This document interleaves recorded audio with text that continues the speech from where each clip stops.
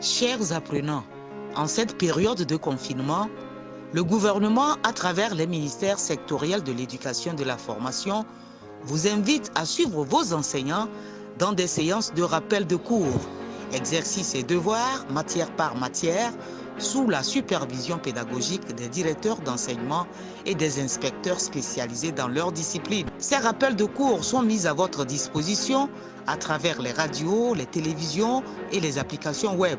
En cette période de Covid-19, suivez les cours, faites vos exercices et continuez d'apprendre vos leçons en attendant le retour à l'école.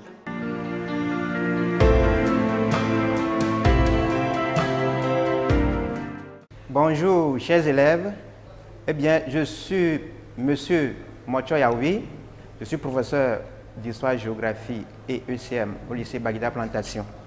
Je vais m'entretenir exceptionnellement avec les élèves de la classe de 3e, puisque c'est à eux que j'ai élaboré cette révision. Donc, le cours va se faire sous forme de révision. Je vous prie d'avoir avec vous vos cahiers pour pouvoir prendre note et de temps en temps vérifier. Donc, sans trop tarder, il s'agit d'un cours de ECM, donc éducation civique et morale. Et comme vous le savez, ce n'est pas seulement aux élèves de la classe de 3e, parce que l'ECM, c'est comme une discipline transversale, c'est valable pour toutes les classes. Et je vais encore au-delà pour appeler les auditeurs et les auditrices de nous suivre parce que c'est très important pour façonner les habitudes. Eh bien, la leçon de ce jour, qui est programmée pour les élèves de la classe de 3e, est intitulée « La démocratie à l'école ». Qu'est-ce que vous allez retenir? Quels sont les points clés à retenir de cette leçon? Donc, nous allons axer notre révision autour de 2 points. Donc, à la fin de cette révision, vous devez être en mesure d'énumérer les principes de la démocratie. Quand on parle de principes, il s'agit des caractéristiques de la démocratie à l'école. Le second point que nous allons aborder, qui est aussi très important, que vous ne devez pas négliger, il s'agit de distinguer les types de personnel et leur rôle dans un établissement scolaire. Mais nous ne pouvons pas aborder ce cours sans nous rafraîchir la mémoire.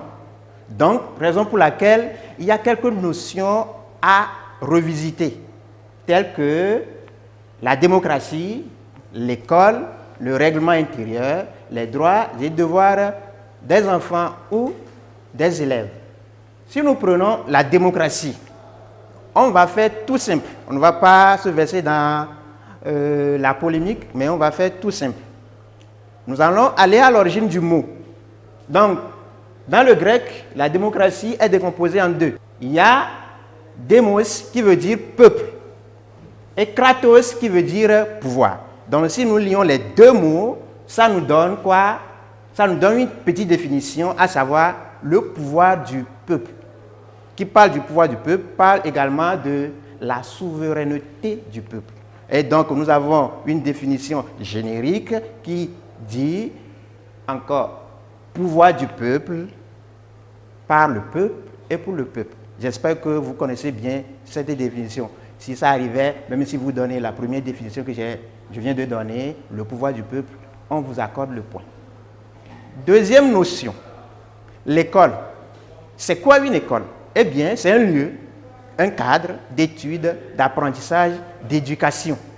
Et ce lieu-là, vous allez souvent voir les élèves, ils viennent et les professeurs sont là pour leur dispenser des cours.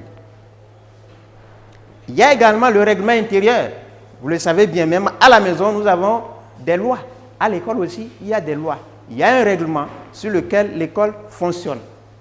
Et le règlement intérieur, la définition la plus simple, c'est la loi fondamentale qui définit les règles de vie de l'établissement.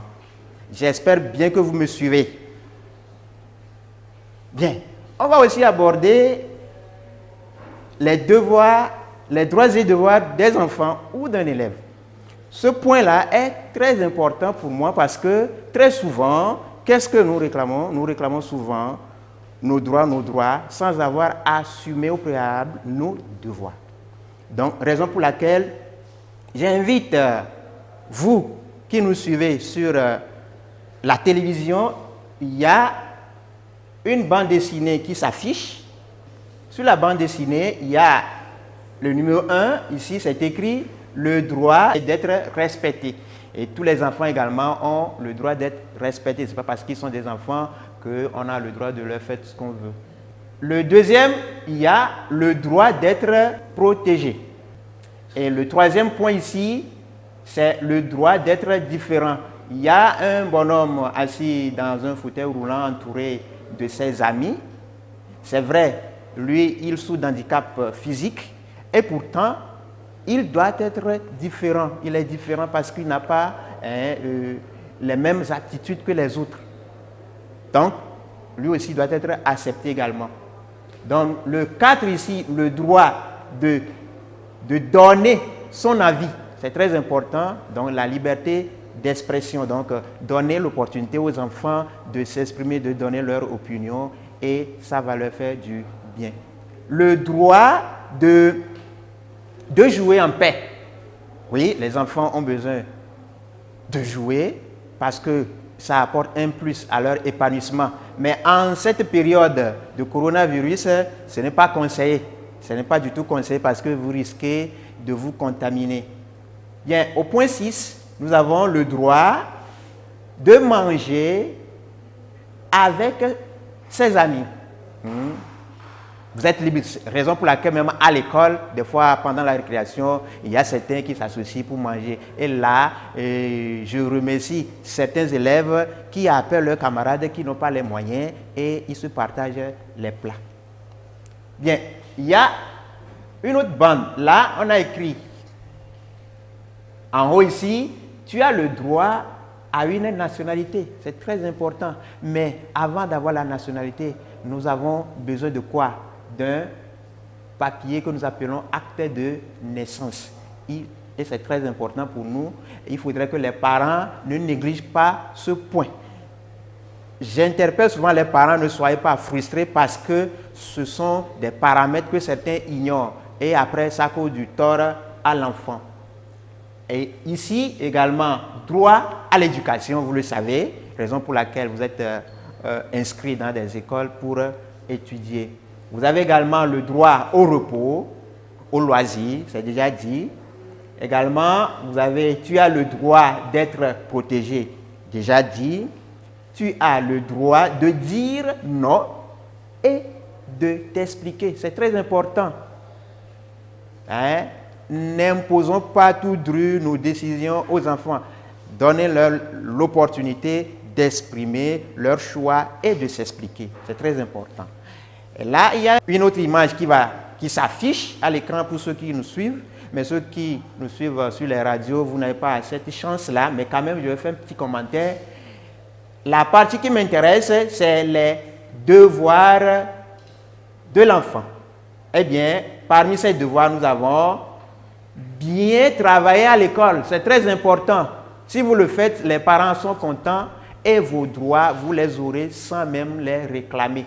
C'est très important d'être entouré. Vous avez le droit d'être entouré. Comme vous le voyez en bas ici, c'est aussi un autre point qui m'intéresse parce que ça touche l'environnement. Je vais insister un peu là-dessus. Donc, nous avons, ou du moins vous avez le devoir de protéger votre environnement. Et vous allez constater qu'il y a certains, pendant la récréation, quand ils achètent des beignets et autres, ils amènent ça, ils viennent manger en classe et ils déposent les sachets et tout ça là. Ce n'est pas du tout bon. Donc, en tant qu'élève, ce sont des bonnes manières que vous devez intégrer pour être un bon citoyen afin de pouvoir apporter un plus au développement de la nation. Maintenant, pour aborder notre révision, nous allons nous servir de ce test-là qui s'affiche à l'écran. Je vais vous le lire. Le test a pour titre « Principes et objectifs de l'école togolaise ». Le texte dit ceci. Éduquer les jeunes, quels qu'ils soient, en donnant à chacun une égalité de chance, l'accès aux libertés, la justice, ainsi qu'aux responsabilités individuelles et collectives.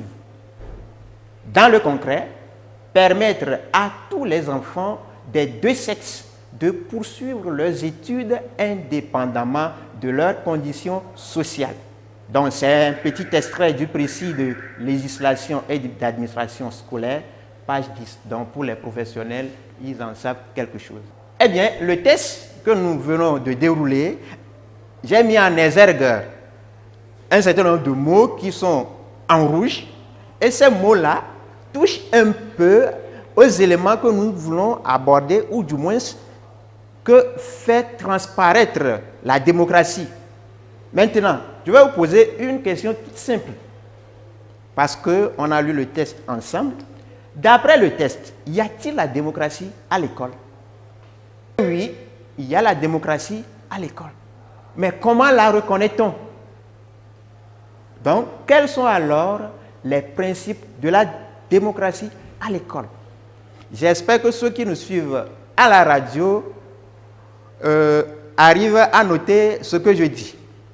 Nous allons aborder le premier point que j'ai énuméré plus haut, les principes de la démocratie à l'école. Autrement dit, les caractéristiques de la démocratie à l'école.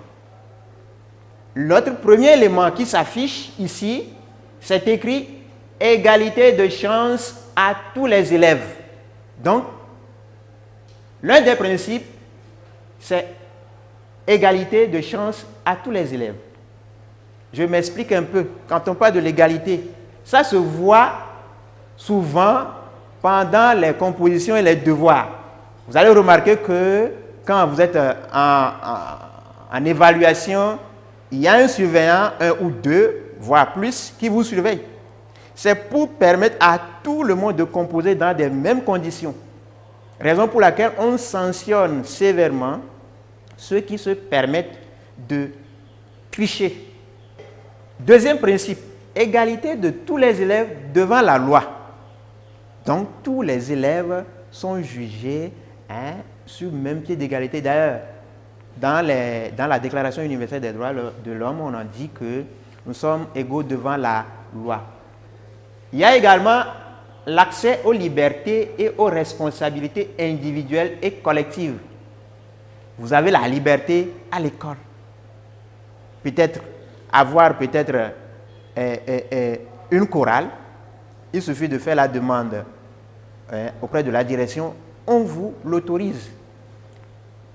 Un autre point, tous les élèves sont acceptés à l'école sans aucune distinction de sexe, de classe sociale, de religion, de race et d'ethnie. C'est aussi un point très important. C'est aussi un point très important. Si vous voulez, je peux vous le répéter. Tous les élèves sont acceptés à l'école sans aucune distinction de sexe, de classe sociale, de religion, de race ou d'ethnie. Un autre point, la liberté d'expression. Il y a également la liberté d'expression et là également, quand vous êtes en classe et que le professeur vient dispenser un cours, le professeur n'empêche personne de poser des questions pour avoir des éclaircissements. Là, on respecte votre liberté d'expression. Vous avez le droit, le plein droit de poser des questions et qu'on vous donne des réponses adéquates. Un autre point, la laïcité. Bon, il y a certains qui ont du mal à comprendre ce mot. Quand on parle de laïcité, c'est dire qu'à l'école, on n'a pas le droit d'afficher sa religion. Parce que lorsque vous l'affichez, ça peut frustrer d'autres élèves. Je donne un exemple.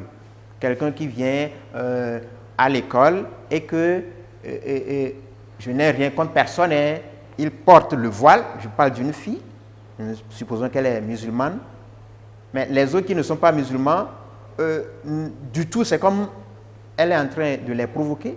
De la même manière, ceux qui, par exemple, vont porter la croix, également peuvent frustrer les musulmans. Donc, du coup, on conseille plutôt d'avoir la religion dans votre cœur plutôt que de l'afficher physiquement à l'école. Un autre point, il y a le règlement intérieur, ainsi que la participation des élèves à son élaboration. Le règlement intérieur, ce ne sont pas les enseignants ou bien les directeurs qui se lèvent et l'élaborent tout seuls. On le fait en collaboration avec les élèves. Là également, ça prouve qu'à l'école, on n'impose rien. On parle de la démocratie participative. Et le règlement intérieur, comme on l'avait défini, c'est la loi qui c'est construit des principes ou bien des règles qui assurent le bon fonctionnement de l'établissement. Un autre point, il y a l'élection des membres de comités de classe et de l'établissement. Là également, on vous donne le choix, la liberté d'élire vos responsables. Vous voyez que c'est la démocratie, c'est ce que font la plupart des pays démocrates. Ils organisent des élections pour renouveler leurs dirigeants. Nous le faisons également en classe. Un autre point, l'association des élèves à l'organisation des activités culturelles, par exemple. On associe les élèves, quand il y a un événement, on associe les élèves pour qu'eux aussi donnent leur point de vue. Mais je vais aller encore plus loin en disant que les parents aussi, des fois, sont associés. Donc, vous voyez comment, à l'école, la démocratie touche tout le monde.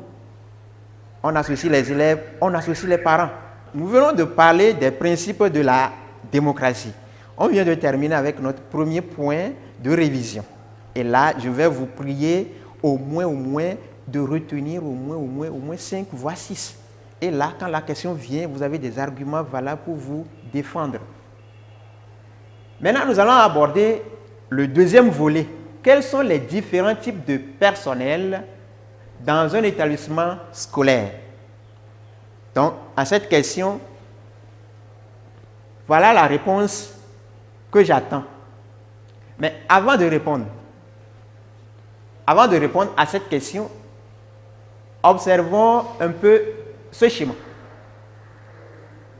Ceux qui nous suivent à la radio n'ont pas la chance de voir le schéma, vous m'excusez, mais je vais vous le commenter. Donc, c'est un schéma, il y a un cercle colorié en rose. On a écrit dans le proviseur, le directeur, le censeur, le directeur adjoint, le surveillant général, ou la secrétaire. Dans l'autre cercle, à côté, on a écrit professeur deuxième, d'histoire géo, d'anglais, de maths, de sciences physiques, d'EPS, de V, allemand, etc. Et en haut de chaque cercle, on a écrit ici le personnel administratif. Le personnel administratif, ça concerne le premier cercle qui comporte le proviseur, le directeur, etc. Et pour vous aider, à ce niveau, vous allez voir que la plupart des membres que je viens d'énumérer, le proviseur, le censeur, le suivant, tout ça là, vous les voyez, ils sont dans leur bureau. Ils ont souvent un petit bureau. Et c'est ça qui nous fait dire qu'ils sont de personnel administratif. Ils sont là pour administrer. Alors que de l'autre côté, les professeurs, vous les voyez, ils viennent, c'est pour dispenser des cours. Quand bien même, ils sont tous des enseignants. Et donc, en voyant le schéma, on peut aisément distinguer les types de personnel qu'on trouve dans un établissement scolaire. Eh bien, le premier, nous avons le personnel administratif et le personnel enseignant.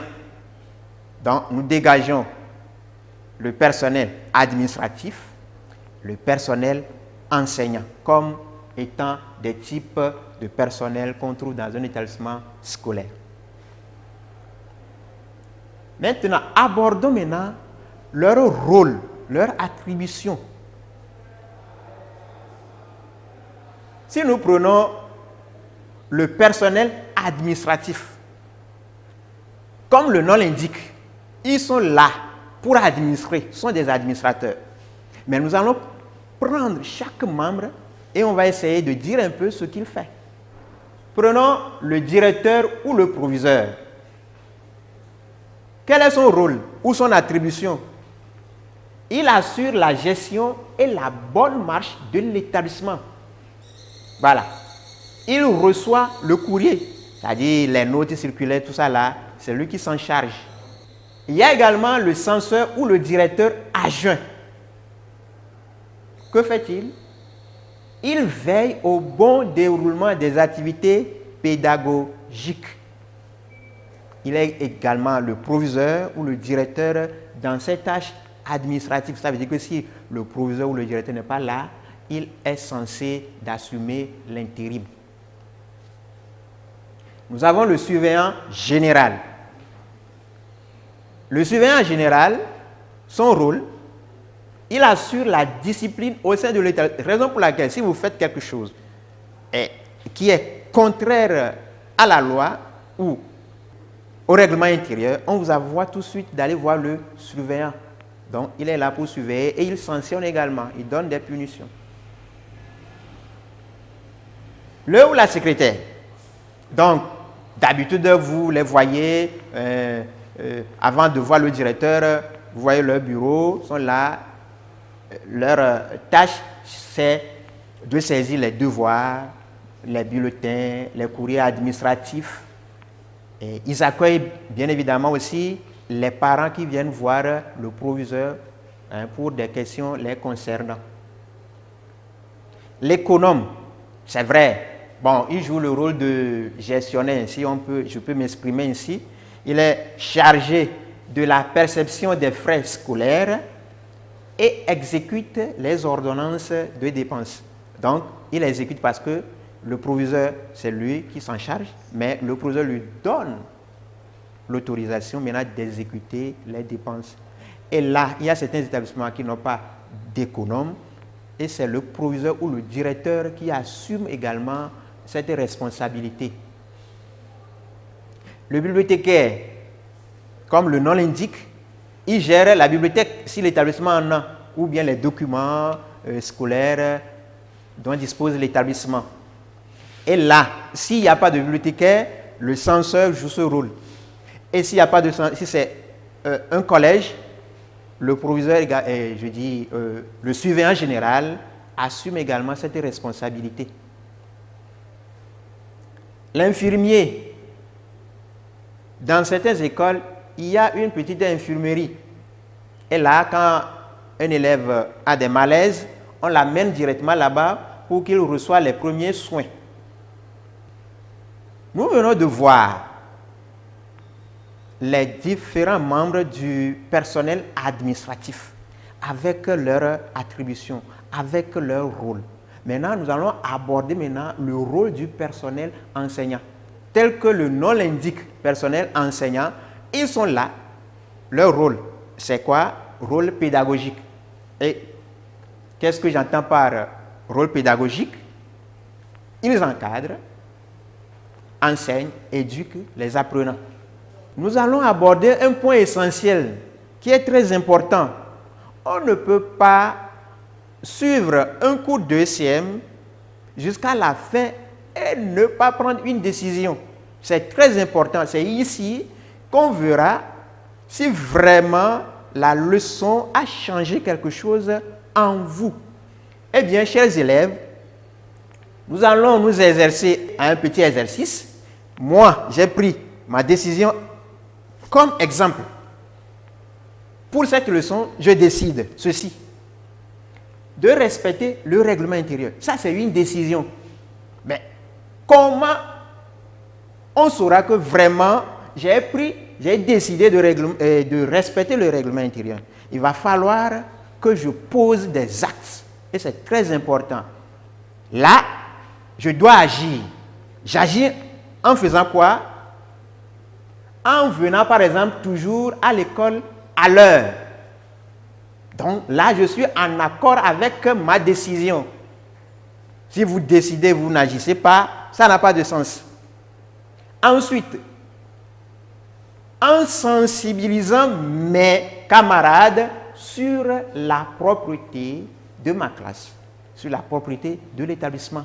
C'est également un acte que je pose pour être en harmonie avec ma première décision qui est le respect du règlement intérieur. Parce que dans le règlement intérieur, il est écrit que les élèves doivent entretenir leur cadre de vie, qui est la classe ou l'établissement. J'ai aussi pris une action, autrement dit, j'ai aussi posé une autre action, la troisième, toujours conformément au respect du règlement intérieur. Là, c'est une initiative que vous aussi, vous pouvez prendre en formant une équipe de veille au respect des principes de la démocratie dans mon école. Là, je décide de faire respecter le règlement intérieur et pour le traduire, je forme un petit groupe et on va essayer. C'est comme, comment on les appelle, ceux qui sont les garants de la Constitution, par exemple. La Cour constitutionnelle. Même, voilà, excusez-moi le petit terme, mais entre griffes.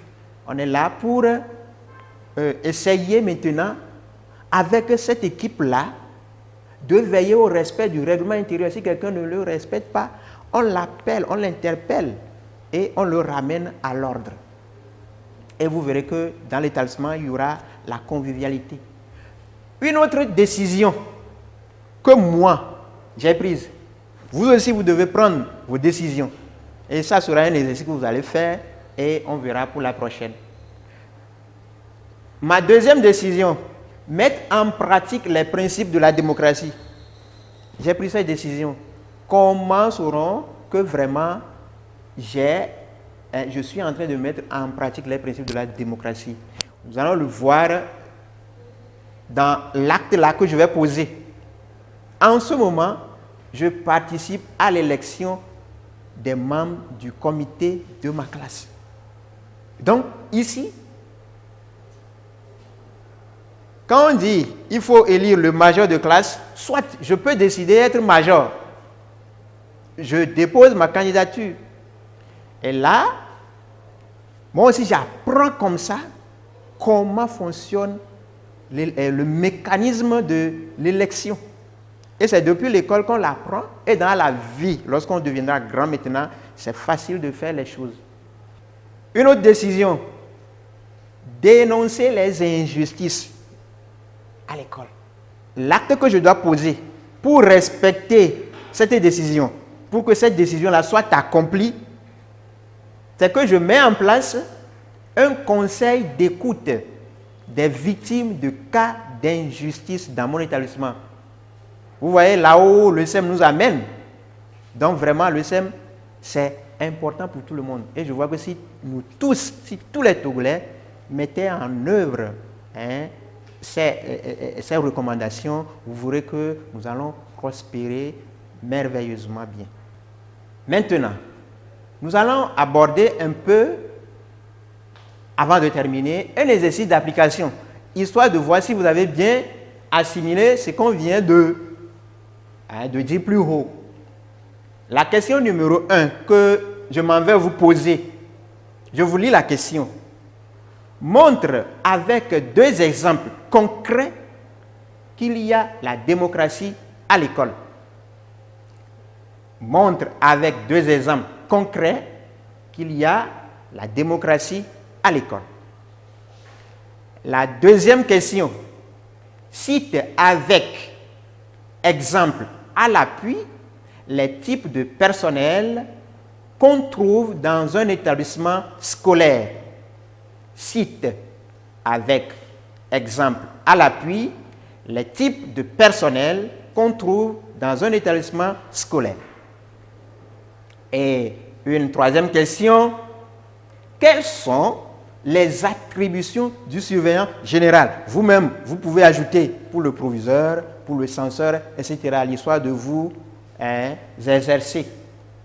Je vous propose la réponse à la première question, où on vous demande de montrer qu'il y a la démocratie à l'école à travers certains principes.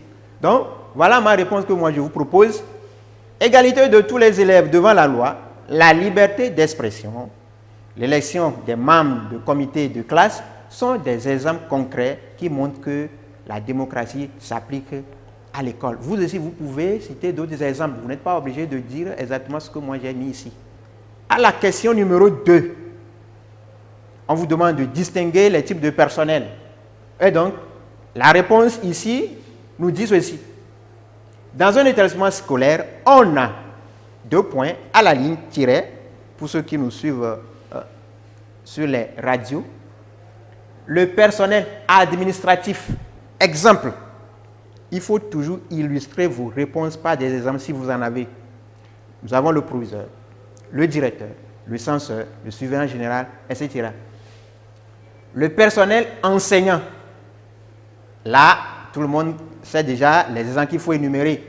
Professeur de CM, d'histoire, géo, de maths, etc. La réponse à la question numéro 3, où on nous demande de donner le rôle joué par le surveillant. Autrement dit, ses attributions. Le surveillant général a pour attribution, a pour rôle, le maintien de l'ordre et la discipline.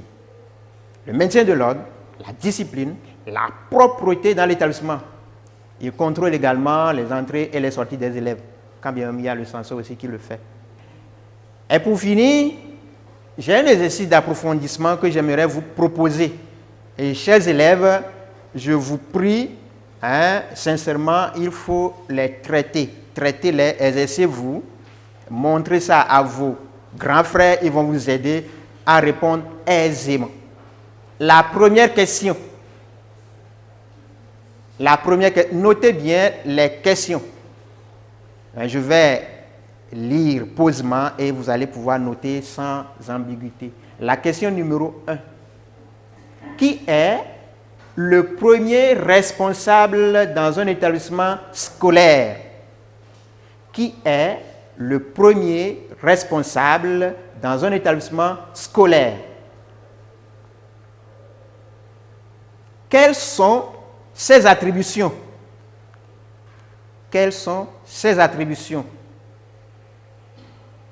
De quel département ministériel dépend-il?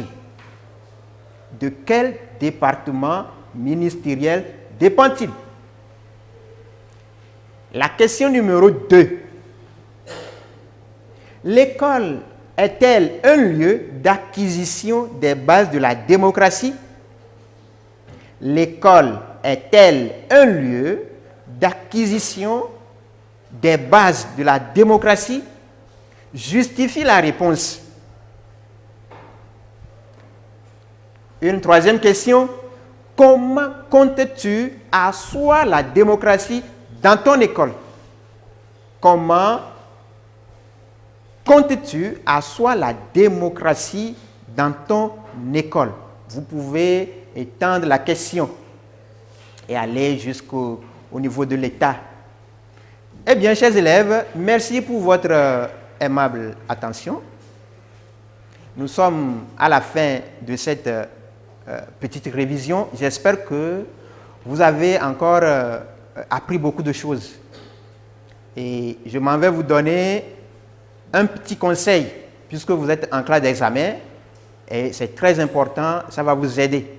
Quand on est en classe d'examen, l'examen se prépare dès le premier jour. L'examen se prépare dès le premier jour.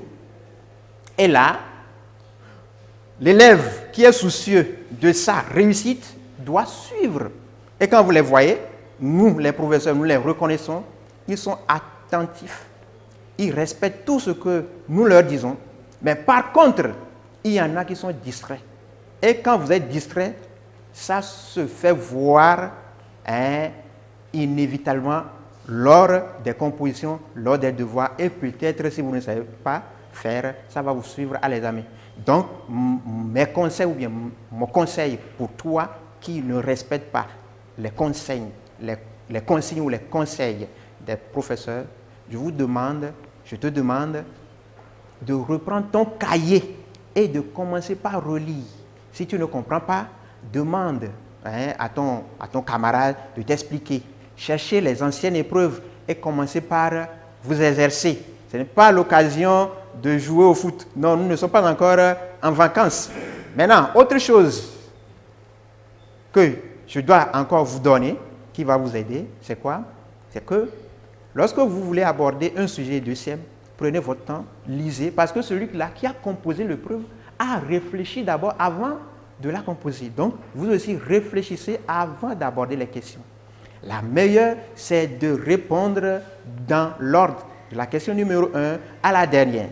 En quoi faisant? Quand vous terminez la question numéro 1, laissez de lignes avant d'aborder la question numéro 2. Comme ça, le correcteur est à l'aise. La copie aérée, et ça fait que le correcteur a envie de corriger ta copie. Mais si c'est saturé avec des ratures, non, vous diminuez, sans le savoir, votre chance de réussite. Donc, chers élèves, voilà un peu ce que j'aimerais vous dire.